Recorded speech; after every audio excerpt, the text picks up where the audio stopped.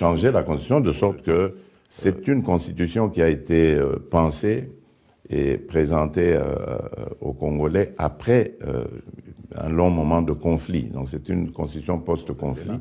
Donc je crois que il y a un problème avec notre Constitution. Il faudrait faire des réformes pour qu'on ne perde plus autant de temps à constituer un gouvernement. Les élections ont eu lieu fin décembre.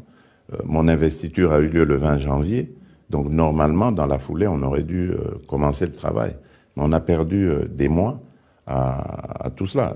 La première ministre est là. Elle est déjà très active. Elle a reçu toutes les personnalités des secteurs de la vie publique nationale. Donc, elle est prête, son programme est prêt, mais nous attendons que tout se mette en place parce que son gouvernement ne sera validé que par l'Assemblée nationale. Exactement. Changer la Constitution de sorte que, déjà d'abord, ce système de la proportionnelle, pour un pays comme le Congo, je trouve, au niveau national, je trouve que c'est pas très efficace. Et comme au Congo, en ce moment-là, il n'y avait pas, je vais le dire très clairement, de dirigeants capables de pouvoir dénoncer cela. Évidemment, le Rwanda en a profité, dû au fait qu'il y a eu un silence complice dans notre pays, dans le chef même de ceux qui dirigeaient ce pays-là. Et aujourd'hui, nous nous en rendons compte. Même l'armée a été complètement désarticulée, affaiblie, désorganisée pour ne pas qu'elle puisse être capable de faire face à toutes ces agressions. Mais regardez, depuis 2022 où l'agression a commencé et que nous avons dénoncé immédiatement cette agression, vous voyez que le narratif a changé. Parce que le Rwanda, avec son leader qui est un fin manipulateur, a réussi à faire croire qu'en fait, qu'il était en danger, que ce danger provenait de la République démocratique du Congo.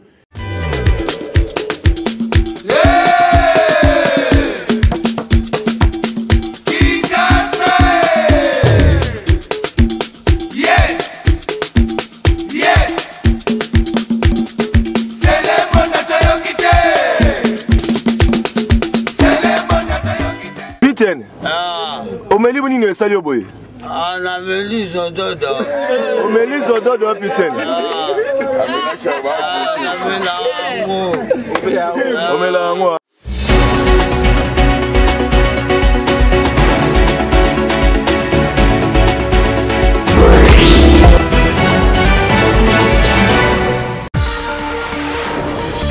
Nouveau rendez-vous de l'actualité sur la PSB Télévision, mesdames, messieurs. Nous sommes très heureux de vous servir. Bonsoir et bienvenue. Tout de suite, les titres de votre magazine. Goma, de nouveau visé par la coalition M23 RDF.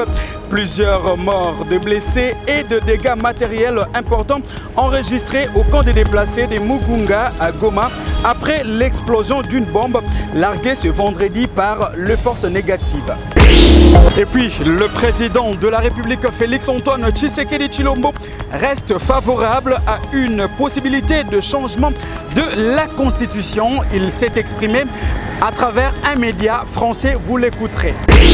Et puis, l'humanité célèbre ce 3 mai 2024 la journée internationale de la liberté de la presse sous les thèmes l'importance du journalisme et de la liberté d'expression dans les contextes de crise environnementale mondiale actuelle.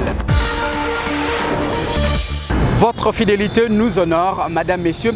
Merci une fois de plus de nous avoir choisis pour vous informer. Je l'avais dit dans le titre, le président de la République, Félix-Antoine Tshisekedi Tshilombo, reste favorable pour une révisitation de la Constitution de la République afin de favoriser la rapidité dans la mise en place des institutions. Le chef de l'État l'a fait savoir au cours d'une interview accordée à un média français dans lequel il a, entre autres, évoqué le manque de leadership de son prédécesseur Joseph Kabila qui a favorisé l'infiltration rwandaise, notamment dans l'armée congolaise. On écoute un extrait de cette interview. Changer la Constitution de sorte que c'est une Constitution qui a été pensée est présentée aux Congolais après un long moment de conflit. Donc c'est une constitution post-conflit. Donc je crois que il y a un problème avec notre constitution. Il faudrait faire des réformes pour qu'on ne perde plus autant de temps à constituer un gouvernement. Les élections ont eu lieu fin décembre. Mon investiture a eu lieu le 20 janvier. Donc normalement, dans la foulée, on aurait dû commencer le travail. Mais on a perdu des mois à tout cela. La première ministre est là. Elle est déjà très active. Elle a reçu toutes les personnalités des secteurs de la vie publique nationale. Donc, elle est prête. Son programme est prêt. Mais nous attendons que tout se mette en place parce que son gouvernement ne sera validé que par l'Assemblée nationale. Exactement. Changer la Constitution de sorte que, déjà d'abord, ce système de la proportionnelle, pour un pays comme le Congo, je trouve, au niveau national, je trouve que c'est pas très efficace. Et comme au Congo, en ce moment-là, il n'y avait pas, je vais le dire très clairement, de dirigeants capables de pouvoir dénoncer cela. Évidemment, le Rwanda en a profité. Dû au fait qu'il y a eu un silence complice dans notre pays, dans le chef même de ceux qui dirigeaient ce pays-là.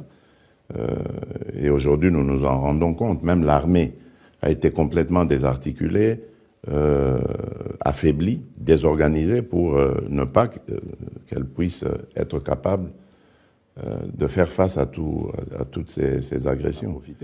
Mais regardez, depuis 2022 où l'agression a commencé et que nous avons dénoncé immédiatement cette agression, vous voyez que le narratif a changé. Parce que le Rwanda, avec son leader qui est un fin manipulateur, a réussi à faire croire qu'en fait, qu'il était en danger, que ce danger provenait de la République démocratique du Congo. Environ 7 morts et plusieurs blessés, parmi lesquels les enfants innocents et les civils. C'est les bilans provisoires après les bombardements enregistrés dans l'avant-midi de ce vendredi dans le camp des déplacés de Mugunga à Goma. Ces massacres est l'œuvre de la coalition M23/RDF. À ces propos, nous sommes en ligne avec le porte-parole de l'armée dans la région, le lieutenant-colonel Njike Kaiko Guillaume, qui nous fait le point. Ce matin du 3 mai 2024, les forces armées de la République démocratique du Congo ont lancé des offensives contre les positions de l'armée rwandaise et ses alliés du M23 en profondeur de Sake. Ces offensives ont permis la destruction du dépôt d'armement et munitions de l'ennemi. En représailles, le M23/RDF vient de cibler le camp des déplacés de Mugunga, qui est un objectif civil, causant ainsi la mort de 5 personnes, en particulier les enfants qui jouaient dans la cour. Les forces armées de la République démocratique du Congo restent déterminées à repousser l'ennemi jusqu'à son dernier retranchement. Pendant ce temps, la société civile du Nord Kivu a dressé quant à elle un bilan de plus de 10 morts, tous des civils, après l'éclatement de plus de 3 bombes larguées par la coalition RDF/M23. On écoute.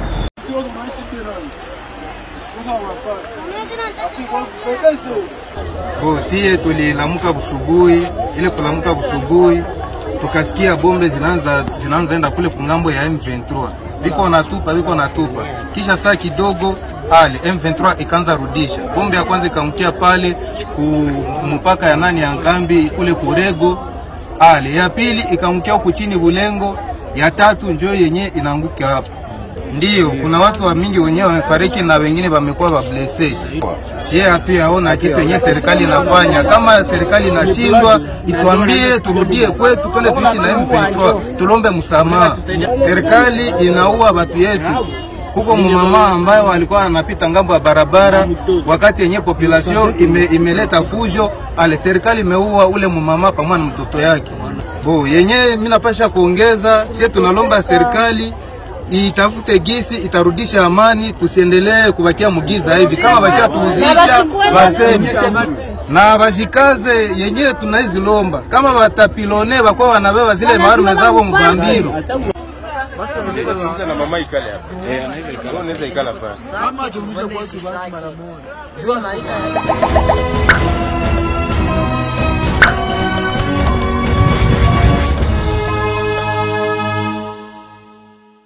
Restons toujours dans la province du Nord Kivu où il s'observe depuis un moment le phénomène faux aveugle. Ce sont en réalité des personnes qui se présentent comme des aveugles et qui circulent dans des quartiers avenues et même dans les domiciles pour quémander, alors qu'en réalité elles sont en pleine mission de reconnaissance du milieu afin de revenir opérer la nuit. Le maire de la ville de Goma qui alerte, appelle la population à la vigilance et à dénoncer toute personne suspecte auprès de services de sécurité. On l'écoute dans ses propos recueillis. Faites attention, il y a déjà le mouvement de faux aveugles. Mji yetu ya Goma kuna kwa tena phénomène ya vipofu yenye awako wa vipofu ya kweli ni wa vipofu ba bongo paske ni wanapenda njoo kuiba watu. Wewe utakuwa na roho ya huruma ke ni kipofu anakuwa kwangu msaidie, meyeye macho ni munyumba kuangalia uko na frigo, uko na television, fasi gani unawekaka ana kipofu anaona ile franga wao anatosha anasema anatosha kote ya $5, anacha kote ya $50, anakupiéger. Voilà, il faut faire beaucoup d'attention. Wote mwenye utaona sa kipofu ana kipofu wa bia kweli. Je l'avais dit dans le titre, ce vendredi 3 mai 2024, l'univers célèbre la journée mondiale de la liberté de la presse, l'occasion de se pencher sur les droits d'informer, maintes fois mis à mal. Cette journée est consacrée à l'importance du journalisme et de la liberté d'expression dans les contextes de la crise environnementale mondiale actuelle. Le 3 mai sert à rappeler au gouvernement la nécessité de respecter leur engagement en faveur de la liberté de la presse et constitue également une journée de réflexion pour les professionnels de médias sur les questions relatives à la liberté de la presse et à l'éthique professionnelle tout aussi importante. La journée mondiale de la liberté de la presse est une journée de soutien aux médias qui sont des cibles pour la restriction ou l'abolition de la liberté de la presse. Et c'est aussi une journée de commémoration pour les journalistes qui ont perdu la vie dans la poursuite d'une histoire. Et puis, à l'occasion justement de cette journée qui commémore la liberté de la presse, le secrétaire général des Nations Unies, Antonio Guterres, a adressé un message tant au gouvernement qu'à la communauté internationale tout entière de préserver cet acquis démocratique. On l'écoute à travers ses propos recueillis en anglais et sous-titrés en français. The world is going through an unprecedented environmental emergency which poses an existential threat to these and future generations. People need to know about these, and journalists and media workers have a key role in informing and educating them. Local, national, and global media outlets can highlight stories about the climate crisis, biodiversity loss, and environmental injustice. Through their work, people come to understand the plight of our planet and are mobilized and empowered to take action for change. Media workers also document environmental degradation, and they provide evidence of environmental vandalism that helps to hold those responsible to account. It is no surprise that some powerful people, companies, and institutions will stop at nothing to prevent environmental journalists from doing their jobs. Media freedom is under siege, and environmental journalism is an increasingly dangerous profession. Dozens of journalists covering illegal mining, logging, poaching, and other environmental issues have been killed in recent decades. In the vast majority of cases, no one has been held to account. UNESCO reports that in the past 15 years, there have been some 750 attacks on journalists and news outlets reporting on environmental issues, and the frequency of such attacks is rising. Legal processes are also misused to censor, silence, detain, and harass environmental reporters, while a new era of climate disinformation focuses on undermining proven solutions, including renewable energy.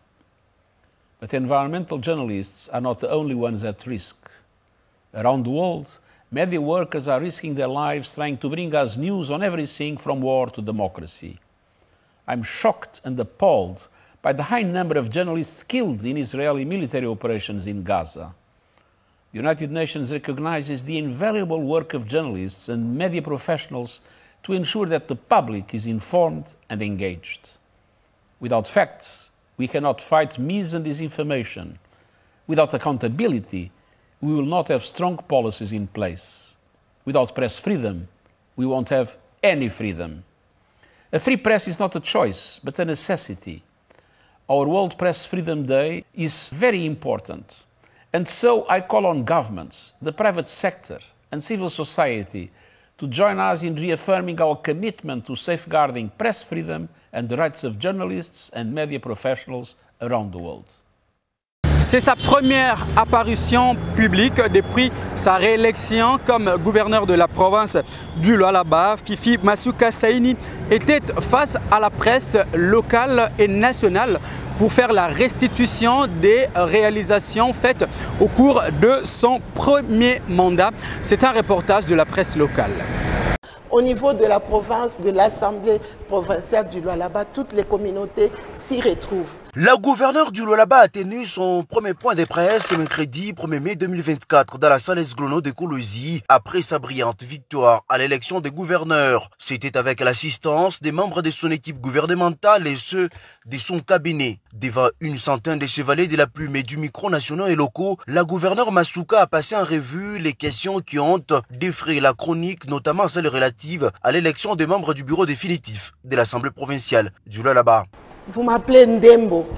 Est-ce que quelqu'un connaît la communauté de mon père? Ndembo, c'est la communauté de ma mère. Mais on a parlé qu'il n'y a pas de Louvalé. Mon père est Louvalé.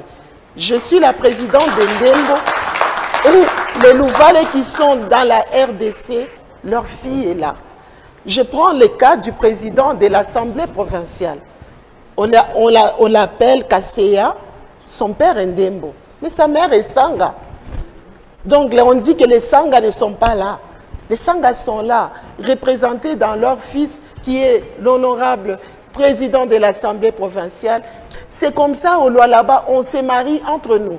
Donc toutes les communautés se retrouvent dans nos familles. On dit qu'il n'y a pas de Tchokwe. Mais mon vice-gouverneur, son père, et Round, sa mère est Tchokwe. Fifi Masuka Saini a fait savoir qu'elle mettra en place un gouvernement des hommes et des femmes compétents de toutes les communautés selon le poids politique à l'Assemblée provinciale et les orientations des instances dirigeantes de l'Union sacrée de la nation afin de l'accompagner dans sa vision de développement durable et intégral du Lualaba conformément à la politique du président de la République, Félix Tshisekedi. Au-delà des mines, la gouverneure Masuka affirme poursuivre avec la diversification de l'économie en mettant en exergue le tourisme et l'agriculture. Durant sa période d'intérim, elle a démontré avoir construit les routes des dessertes agricoles dans tous les 5 territoires de la province pour permettre aux cultivateurs d'acheminer leurs produits vers les grands centres de consommation. Les routes des dessertes agricoles au Lualaba sont en train d'être travaillées. Je prends l'exemple aujourd'hui, vous arrivez à Kassaji, vous avez une route qui vous mène de Kassaji jusqu'à Sandoa. C'est une route de dessert agricole. De Sandoa vers Kapanga. Il nous reste seulement 20 km pour arriver à Musumba. Parce que le pont rouge était tombé. Donc ça nous a pris presque 6 mois et la pluie est venue. Mais au mois de décembre de l'année passée, j'ai pu inaugurer ce pont. Donc les 20 km restants seront terminés d'ici là. La maîtrise des dossiers dans tous les secteurs, dont la construction des grandes infrastructures telles que l'échangeur routier d'Ekolozi, l'aéroport international d'Ekolozi et les bâtiments de la direction des recettes du Lualaba, la clarté des réponses ont fait que la deuxième gouverneure du Lualaba soit toujours entrecoupée par des applaudissements de l'assistance.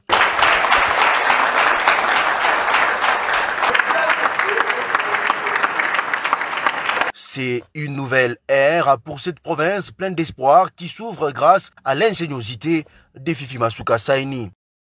Direction la province de l'Ituri, plusieurs ménages le long de la piste de l'aéroport de Bunia ont reçu des fonds leur permettant de déménager. Ceci pour faciliter le prolongement de la piste de cet aéroport qui sera bientôt hissé au standard international. Ces populations ont exprimé leur satisfaction. Les travaux de démolition des maisons pour le prolongement de la piste de l'aéroport de Bunia ont débuté ce jeudi 2 mai 2024, ici au chantier dans les quartiers Bandai, dans la commune des Chari. Les bénéficiaires ont exprimé leur satisfaction. Je suis très contente. Même si on était là, les avions atterrissaient et il y avait toujours de la peur. J'ai acheté ici moins cher, mais bien remboursé. Je pourrais aussi un jour monter à bord de cet avion. On est satisfait de ce qui a été fait. En gros, on a restitué presque tout le monde. Il reste peut-être pour quelques-uns, pour nous, pour les maisons, parce qu'on a restitué et la terre et les maisons. Samuel Bouira, représentant de la quarantaine des familles intéressées et favorable, affirme que les négociations se sont bien passées. Il y remercie ainsi l'administration militaire et la société Mogabaon pour leur implication. Je remercie le président de la République pour le projet qu'il a initié pour notre province. Aussi le gouvernement provincial, notamment le général, le gouverneur de la province de Boya, parce que c'est grâce à lui que tout se passe dans la paix, dans le calme. Et sans oublier la société Mogabao avec son patron Akilmal qui on a échangé jusqu'à ce que la solution a été trouvée dans la paix. L'objectif est d'élargir cette piste à 2500 mètres de longueur afin de recevoir des Boeing et Airbus de tout genre. Question d'ouvrir Bunia au reste du monde, affirme ingénieur Barry Aboubakar, directeur technique de l'entreprise Mogabaon. En ce qui concerne la piste, elle était de 1850, comme je vous l'ai dit tout à l'heure, elle passera à 2500. Ça, c'est pour pouvoir recevoir des aéronefs tels que les Boeing 767-600 ou les Airbus A320, ce qui pourrait être des aéronefs qui peuvent partir d'ici, même dans les pays limitrophes, tels comme Ethiopian Airlines, comme Kenya Airways. Tout ceci pourront atterrir ici et décoller. Ici au chantier, l'exploitation illégale des ressources minières, on en parle dans cette session d'information, madame, messieurs. Certains Libanais soutenus par quelques personnes qui se présentent comme étant membres de la famille présidentielle sont pointés du doigt comme dans cette concession minière. Suivez plutôt le détail dans ce reportage. Mesdames et messieurs, c'est avec beaucoup d'amertume que j'ai fait cette adresse, une adresse d'angoisse qui exprime les SOS que nous lançons à l'endroit des grands décideurs de ce monde. Je ne sais au nom de quoi on va continuer à supporter qu'un poignet de gens ait l'audace non seulement de faire des guerres contre des gouvernements bien établis, mais également, après avoir jeté en errance plusieurs populations civiles de Massissi, de Rutshuru, de Nyiragongo, qu'on continue à les dorloter au point de les pousser à se permettre l'inacceptable. Je parle ici des crimes de guerre, crimes contre l'humanité, perpétrés contre les populations civiles. On a commencé à jeter des bombes dans les camps de déplacés, que ce soit à Boulengo, comme au Lac Vert et à Mugunga, comme si ça ne suffisait pas.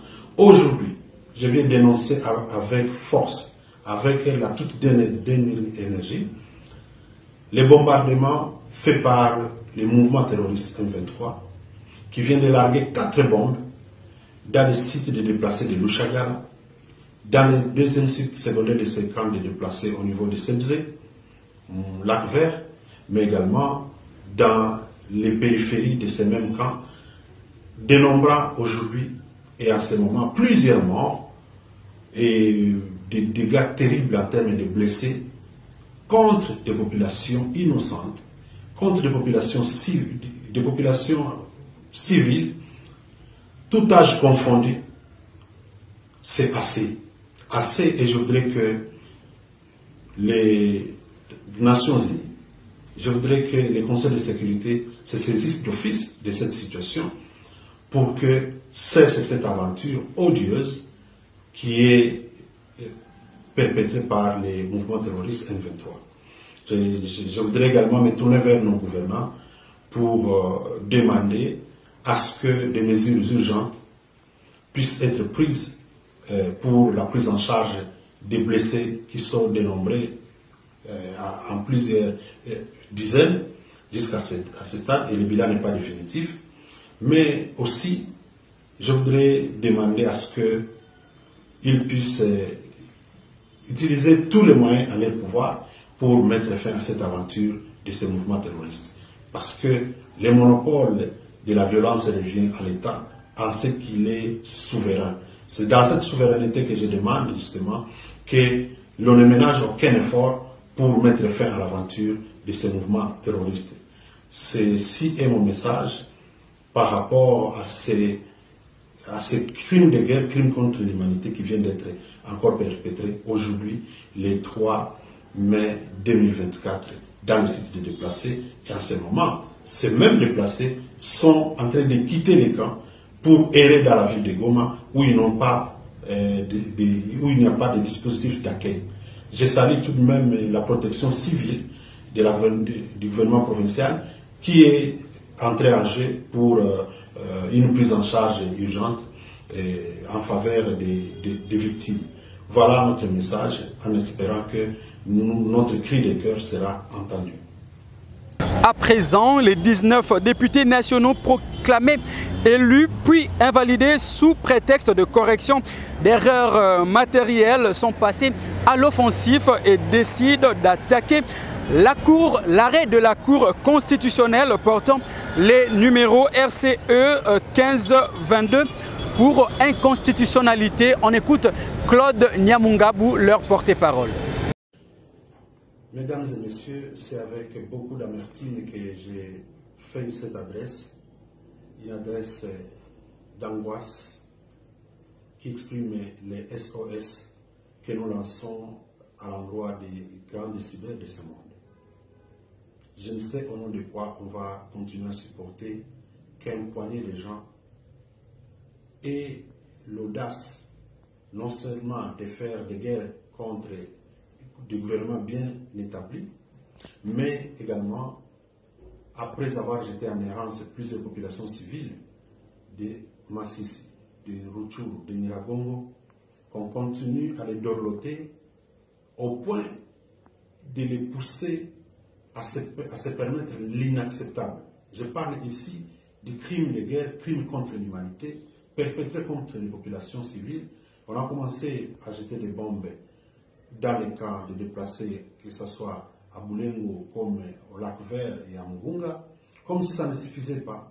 Aujourd'hui, je viens dénoncer avec force, avec la toute dernière énergie, les bombardements faits par le mouvement terroriste M23, qui vient de larguer 4 bombes dans les sites de déplacés de Lushagala, dans les deuxième sites secondaires de ces camps de déplacés au niveau de Sebze, Lac Vert, mais également dans les périphéries de ces mêmes camps, dénombrant aujourd'hui et à ce moment plusieurs morts et des dégâts terribles en termes de blessés contre des populations innocentes, contre des populations civiles, tout âge confondu. C'est assez. Assez, et je voudrais que les Nations Unies, je voudrais que les conseils de sécurité se saisissent d'office de cette situation pour que cesse cette aventure odieuse qui est perpétrée par les mouvements terroristes M23. Je voudrais également me tourner vers nos gouvernants pour demander à ce que des mesures urgentes puissent être prises pour la prise en charge des blessés qui sont dénombrés en plusieurs dizaines jusqu'à ce stade, et le bilan n'est pas définitif.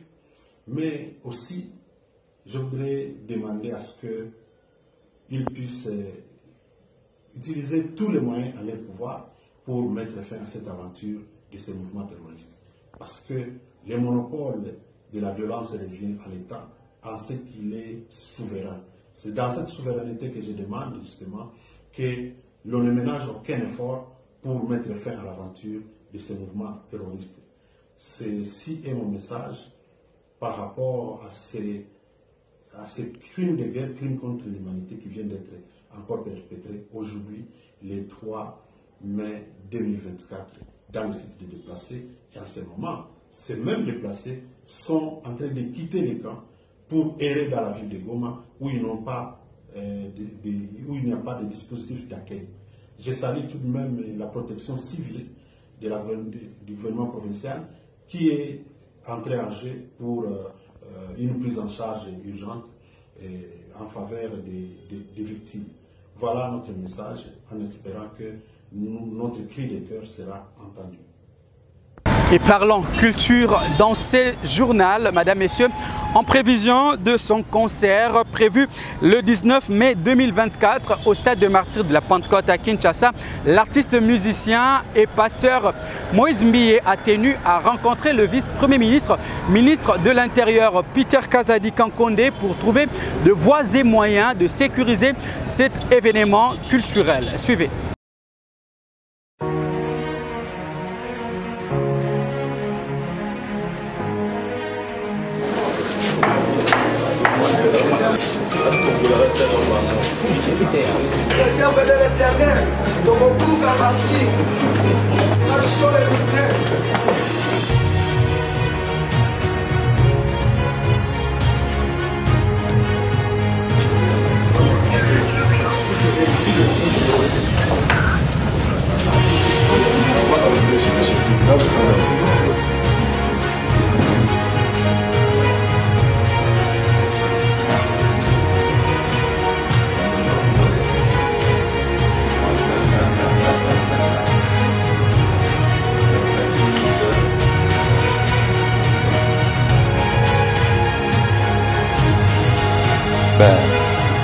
D'abord, vous savez que je suis fidèle de l'église Cité de Terre.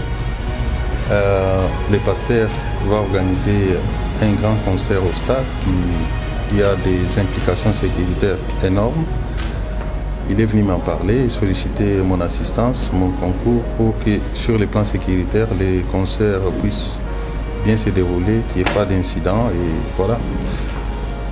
J'ai pris acte de la démarche du pasteur qui s'est voulu légaliste. Sinon, il pouvait me convoquer à l'église et me faire des recommandations, mais puisqu'il s'agit d'une démarche purement légaliste, républicaine, il s'est déplacé jusqu'ici dans les buts que je venais de vous dire. Et je lui ai rassuré, avec les forces de l'ordre et de la sécurité, qui sont déjà alertés, qui travaillent déjà sur un plan de sécurisation. Tout sera mis en place pour que l'événement se déroule sans incident. Merci, Excellence. Bonjour, pasteur. Bonjour. Vous venez de rencontrer le vice-premier ministre. Quelles sont vos impressions? Je suis très heureux d'être ici. Moi, je vais simplement profiter pour rassurer surtout les mamans qui veulent venir avec les enfants, à la population quinoise. Écoutez, le numéro 1 de la sécurité de la République est là. Nous rassure que tout se passera bien. C'est les concerts où vous venez avec vos téléphones et vous sortez avec vos téléphones. C'est les concerts où il n'y aura pas de mort, il n'y aura pas d'étouffement. La police, près de 1000 agents mobilisés pour la sécurité, mais en dehors de ça, des entreprises, de compagnies qui s'occupent aussi de la sécurité seront là. Les choses vont bien se passer comme le VPM vient de le dire. Je dis encore merci. Je suis très honoré d'être ici et nous sommes bénis d'avoir des enfants de Dieu à la tête du pays. Ça nous aide à avancer et c'est un concert où nous allons ensemble offrir un sacrifice à l'Éternel. Le VPM lui-même sera là et nous serons tous là pour bénir le Seigneur. Merci. Excellence, pasteur, nous vous remercions. Merci. Voilà tout pour ce soir. Place à présent au rappel de principaux titres. La ville de Goma, de nouveau visée par la coalition M23/RDF. Plusieurs morts et de blessés enregistrés au camp des déplacés de Mugunga après l'explosion de 3 bombes. Et puis le président de la République, Félix-Antoine Tshisekedi Tshilombo, se montre favorable à une révisitation ou sinon à un changement de la constitution de la République. Le chef de l'État évoque comme raison, entre autres, les retards que prennent les institutions pour se mettre en place après les élections. Le chef de l'État l'a fait savoir au cours d'une interview que vous avez suivie dans cette session d'information. Et puis, l'humanité célèbre ce 3 mai 2024 la journée mondiale de la liberté d'expression. Cette année, elle est placée sous les thèmes l'importance du journalisme et de la liberté d'expression dans les contextes de la crise environnementale mondiale actuelle. Vous avez écouté à ce propos le secrétaire général de l'Organisation des Nations Unies. Voilà qui met un terme à cette session d'information. Merci à vous tous de nous avoir suivis. Retrouvez-nous dès ce dimanche pour l'édition rétrospective de la semaine. Restez-nous fidèles pour de plus amples informations. À très vite.